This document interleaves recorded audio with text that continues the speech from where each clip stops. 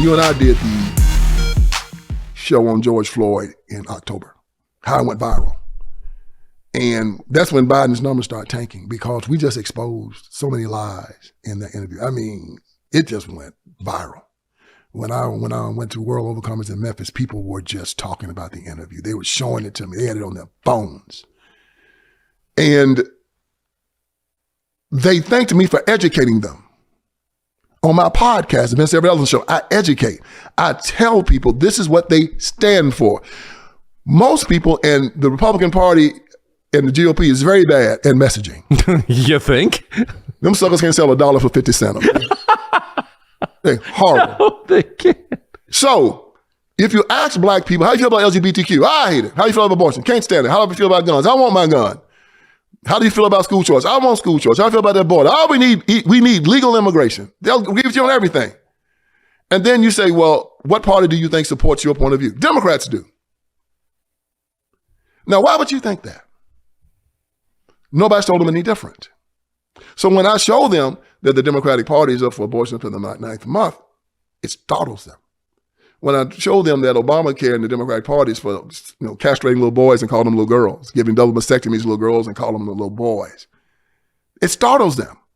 When I show them the Democratic Party votes against school choice every single time and has used the public education to become, say God is not welcomed here. He's not welcomed here.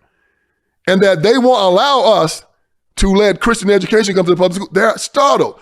Now they've caught on to the fact that Biden is letting all the illegals across the border. They've caught on to that. When we talk about gun control, they have. They finally caught on, and that's why his numbers are tanking there too. Really? Yeah. They see the Hispanics, the illegals, coming into their communities, and they're upset. Their rents are going up. They are opening up. Their schools are getting crowded out.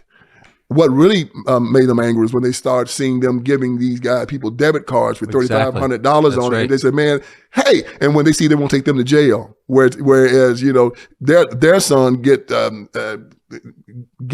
$50 speeding ticket and can't pay it, they'll take him downtown. Exactly right. If he can't pay his child support, they put him in jail for 2 years, and they won't take a Hispanic down. Yeah, our family's been here 400 years and we can't get a free cell phone. Yeah, exactly. When they saw that there are men that cannot get work, but Joe Biden gives 400,000 work visas out to Venezuelans.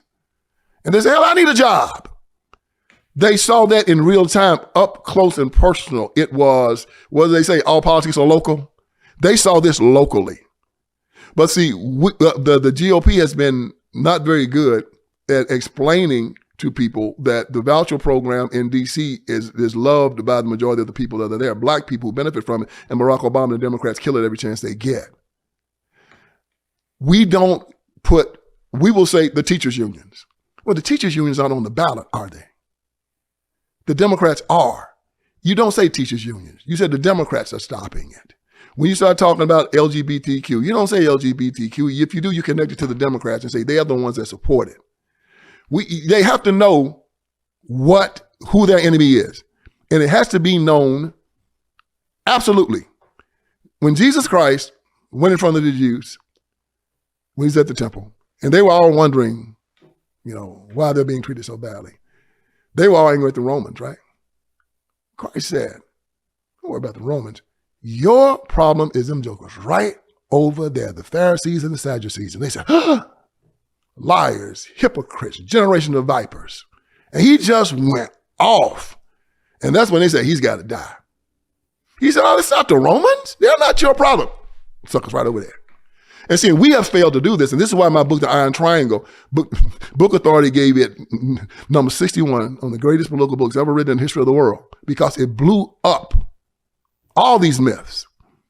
It told what most black preachers and black politicians and black civil rights organizers were doing. We've held them in high esteem. Oh, the NAACP is great. Oh, Martin Luther King Jr. Civil Rights Movement was great. Oh, the Black Caucus is great. I said, no, they're not. They're the enemy. And then people say, your problem is not the white conservative. Your problem is them jokers right over there. If you ever take a moment to sit down and talk to your white conservative neighbor, you'll see you're talking to some of the best people that walk the face of this earth. But they won't talk to you because they've been told that you hate them. And you won't talk to them because you've been told that they hate you. And who tells you that? Black preacher, black politician, black civil rights worker. And these people aren't stalkers. They're not going to come to you asking you to accept them. They're the type that's going to say, if you don't like me, that's your problem. You put your hands on me, you're going to have another one. You're welcomed to come to my home. You're welcome to talk to me. If you need a good preacher, I'll find you one. If you're hungry, I'll feed you. If you need a job skill help, you get one. But short of that, if you come and try to hurt anything of me or mine, I got two things to keep you off me talking. It's Jesus and my 38. And these people don't understand these people. I live in the Blue Ridge Mountains of Virginia. Best people in the world. I'm a big guy. You're a big guy. We're small compared to these men. It's 6'4", 6'6", 6'8". Yeah, they make them big. Nicest guys in the world. Man, if your car get in a ditch, there'll be 5 of them pulling it out.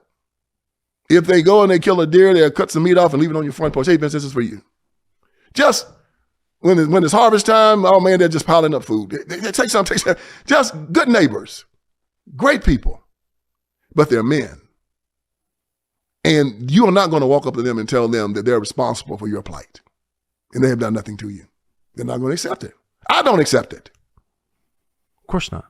But if you say, I'm a man, you're a man, I'm responsible for myself, you're responsible for me, I need your help, they'll do anything to help you. Can I ask you, well, 2 questions just about family dynamics. So why is it that, women are obviously much less violent than men on average, but boys who grew up in a female-headed household tend to be more violent. Mm-hmm. What is that? Men are violent. Most of us have a violent nature, and our fathers teach us to temper it. They teach us control. Yeah. From the time we come home from the hospital until the time we leave his house, control yourself. My father had to teach me how to sleep alone. My mother would let me sleep with her until I was 18 years old, right? Of course. Dad says no. He has to learn to sleep alone. No. He has to learn to sleep alone. That's a father. Yeah. Oh, but my mama picked him up, put him down, let him walk. He's too big to carry. Put him down. He has to walk. She puts him down. You and I have seen mothers carrying boys 3 and 4 years old around in the store. Father, put him down. You gotta learn to walk. Fathers know these things. He sets up under his mother. He starts crying, run to his mother. Get away from your mother. Leave him.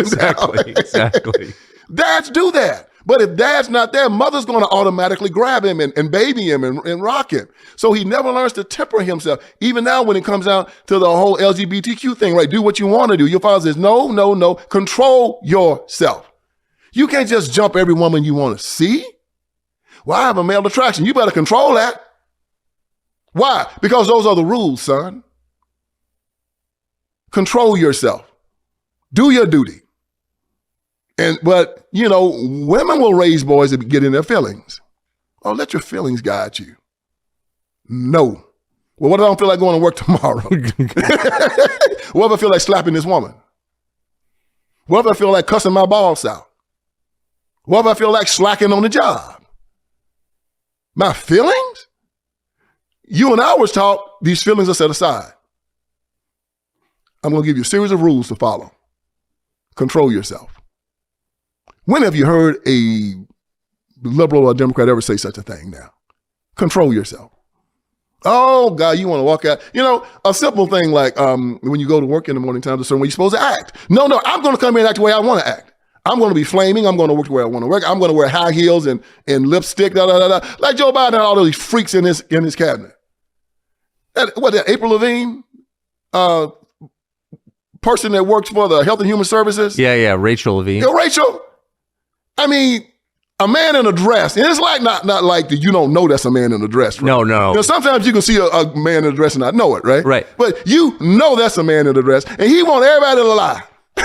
You got to walk around him and lie and act like he's not a man in a dress. And if you call him sir, he's going to get an attitude and try to get you fired. So I got to walk around this guy and lie and call him ma'am. If it's wrong, don't do it. If it's a lie, don't say it. It's simple. Call me ma'am. I'm not going to call you ma'am. You are not a woman. And if you come to me about that again, I'm going to show you not a woman because I'm going to knock you out. Stay away from me.